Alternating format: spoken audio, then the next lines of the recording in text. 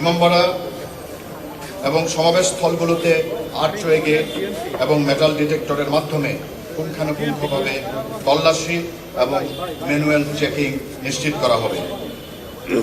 হুসাইনি দালান ইমামবাড়ায় একটি অস্থায়ী সাব কন্ট্রোল রুম স্থাপন করা হয়েছে।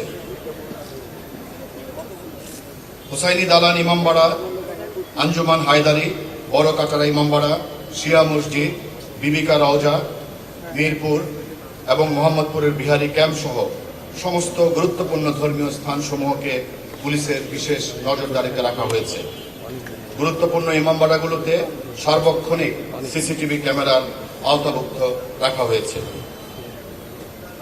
যে কোনো অনাকাঙ্ক্ষিত পরিস্থিতি মোকাবেলায় ঢাকা মহানগর পুলিশের সোয়াট, হোম ডিসপোজাল যে কোনো অনাকাঙ্ক্ষিত পরিস্থিতি মোকাবেলায় ঢাকা মহানগর পুলিশের সোয়াট, bomb disposal unit, dog squad, crime scene team এবং ডিবি সহ অন্যান্য বিশেষায়িত ইউনিট সমূহ স্ট্রাইকিং ফোর্স হিসেবে সার্বক্ষণিক প্রস্তুত থাকবে।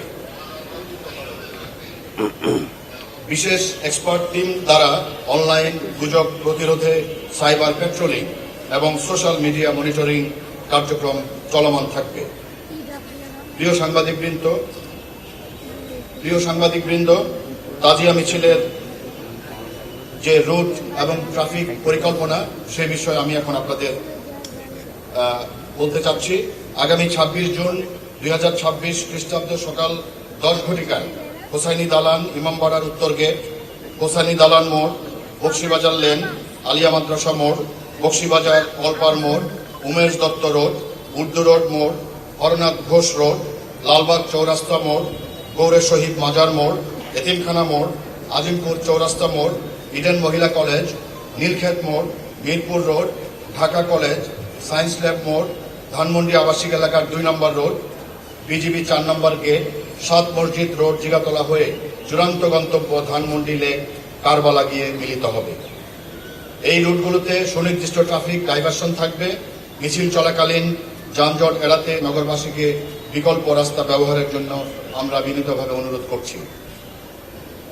তাজিয়া মিছিলের দীর্ঘ পথ ও জমায়েতের কথা বিবেচনা করে আপৎকালীন সময়ে ফায়ার ফাইটার বা ফায়ার টেন্ডার, অ্যাম্বুলেন্স মোতায়েন রাখা হবে। পাশাপাশি ধানমন্ডি লেক কারবালা সংলগ্ন জলাশয়ের নিরাপত্তা নিশ্চিত করতে ফায়ার সার্ভিস ও সিভিল ডিফেন্সের দক্ষ ডুবুরি দল মোতায়েন থাকবে। প্রিয় সাংবাদিকবৃন্দ, একটি শান্তিপূর্ণ ও ধর্মীয় ভাব গাম্ভীর্যপূর্ণ পরিবেশ ধরে রাখার দায়িত্ব শুধু পুলিশের একার নয়, এখানে সংশ্লিষ্ট সবার আন্তরিক সহযোগিতা একান্তভাবে কাম্য। ডিএমপির পক্ষ থেকে আমাদের যে প্রত্যাশাগুলো, সেই প্রত্যাশাগুলো হচ্ছে প্রতিটি আয়োজক কমিটিকে তাদের নিজস্ব পর্যাপ্ত সংখ্যক স্বেচ্ছাসেবক, আইডি কার্ড এবং নির্দিষ্ট পোশাক সহ মিছিলে ও ইমামবাড়ায় মোতায়েন রাখতে হবে, যারা পুলিশের সাথে সমন্বয় করে শৃঙ্খলা বজায় রাখবে।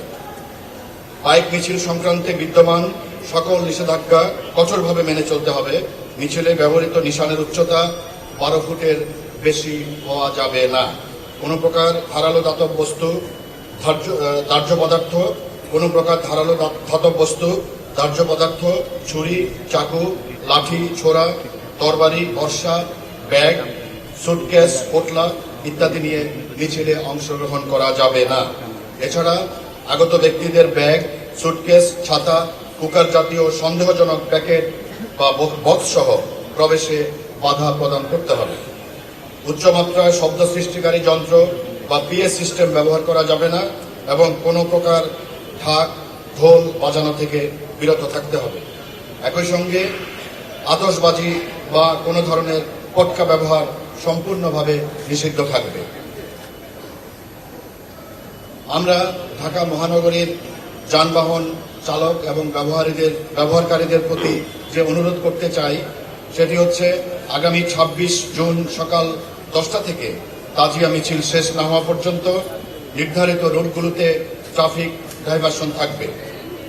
যানজট এড়াতে ও মিছিলে অংশগ্রহণকারীদের যাতায়াত নির্বিঘ্ন করতে ঢাকা মহানগরীর চালক ও সাধারণ জনগণকে বিকল্প রাস্তা ব্যবহার করার জন্য আমরা বিশেষভাবে অনুরোধ করছি।